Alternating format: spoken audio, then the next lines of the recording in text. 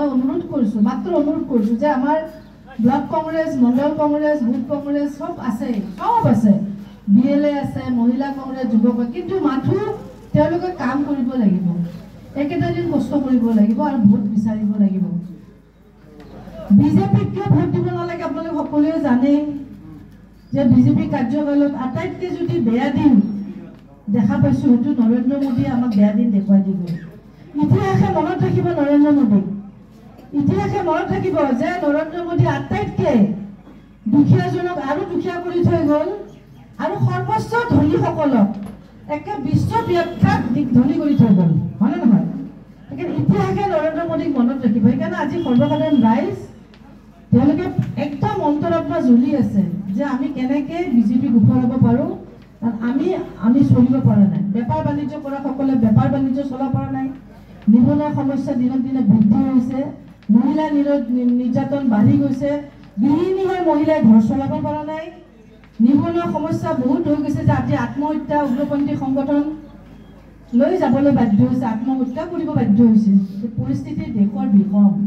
সংবিধান নামানে এই নেতাই যি বিজেপি দলে মহাত্মা গান্ধীক হত্যা কৰিছিল সেই নাথুৰাম গোডছেক আজি বিজেপিয়ে পূজা কৰে। এনেকুৱা নিকৃষ্ট এই দল বিজেপি দল। সংবিধান নামানে, আজি গণতান্ত্ৰিক সাংবিধানিক সংগঠনবিলাক ED CBI ব্যৱহাৰ কৰিছে তেওঁলোকৰ লাভালাভৰ কাৰণে।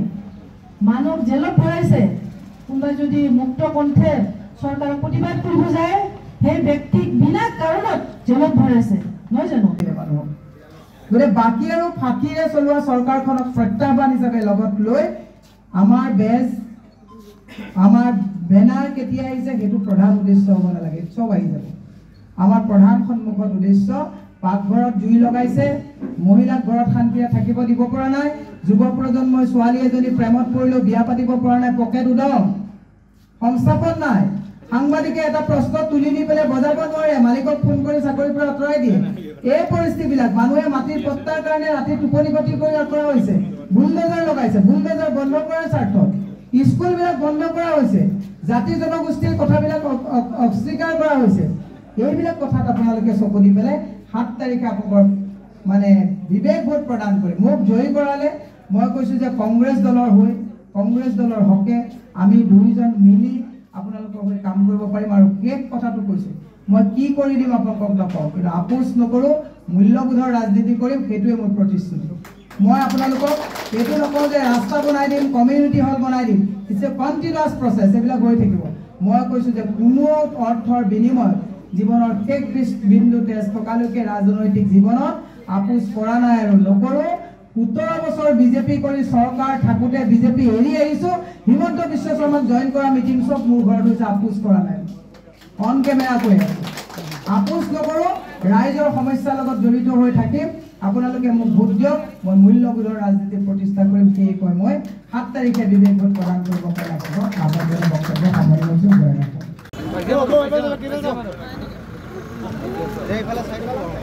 প্ৰত্যেকজন দলৰ কৰ্মীয়ে শক্তিশালীভাৱে যুঁজিবৰ কাৰণে কৈ আছোঁ, মনটোত পজিটিভনেছ এটা আনিব লাগিব। এতিয়াহে আজিকালি ইলেকশ্যন খেলিলে দেখোঁ নাই আপোনাৰ ছ'চিয়েল মিডিয়াটো ভাল নহয়, আপুনি নিজিকিব, নাই আপুনি এডভাৰটাইজ দিয়া নাই, আপুনি নিজিকিব।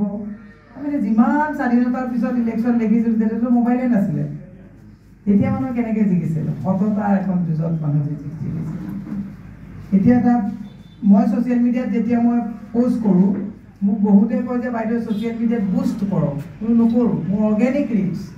মোক যদি ডেইলি 2জন মানুহে সমৰ্থন কৰিছে হ'ব, মই পইচা দি 50জন মানুহৰ সমৰ্থন নলওঁ, কাৰণ সেইটো ফেক সমৰ্থন।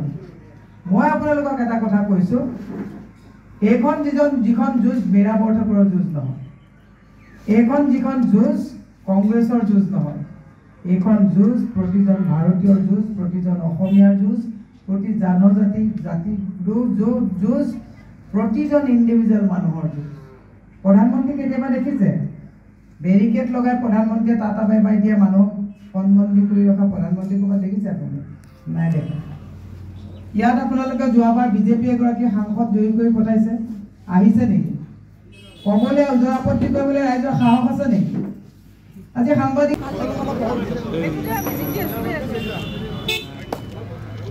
অলপ বহল হৈ দিয়ক অলপ বহল হৈ দিয়ক ঘূৰি ফুৰিব নিজৰ বুথত থাকিব আপোনালোকে আমাৰ প্ৰত্যেকজন কৰ্মী কোনোবা এটা বুথৰ হয় আজি তুমি এটা বুথৰ এও এটা বুথৰ আপোনালোকে ইটো চেণ্টাৰ বা ইটো চেণ্টাৰ জপিয়াই নুফুৰিব মই খুব বেয়া পাওঁ এইটো স্বভাৱ সেইদিনা আমাৰ ঘূৰি ফুৰা কোনো প্ৰয়োজন নাই অকল নিজৰ চেণ্টাৰত কিমান পল হ'ল কিবা বিজেপিয়ে কিবা ডিষ্টাৰ্ব দিছে নেকি আমাৰ কিমান পল হ'ল তথ্য আমাক লাগিব আমাৰ কাগজখন লাগিব লাষ্টৰ কাগজখন কিমান পল হ'ল কংগ্ৰেছে কিমান পালোঁ পাব লাগিব ভৰাব লাগিব ভোট আমি বঢ়াব লাগিব চেষ্টা কৰিব লাগিব বুজি পাইছে কথাটো